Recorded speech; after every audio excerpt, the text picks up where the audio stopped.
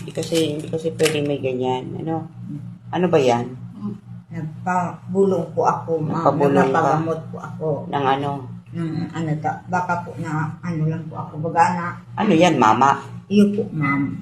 Hindi yan pwede. Pag mga anak, hindi pwedeng lagyan ng mama ang tiyan. Kasi ang baby, nilalagay dyan sa ibabaw ng tummy mo. Pwedeng ma-infection yung baby. Iyo ate. Opo, ma'am. Hindi yan pwedeng ganyan. Walang ilalagay sa tiyan. O ano-ano. Ayan, manganganak ka na. Lalabas na yung baby mo. Oh, magpapagamot ka. Ano ba nagamot sa'yo? Wala naman nagamot sa'yo. Kaya sumasakit yung tiyan mo kasi manganganak ka. Alisin yan. Diyos ko po, Panginoon ko. Ano-ano nilalagay sa tiyan.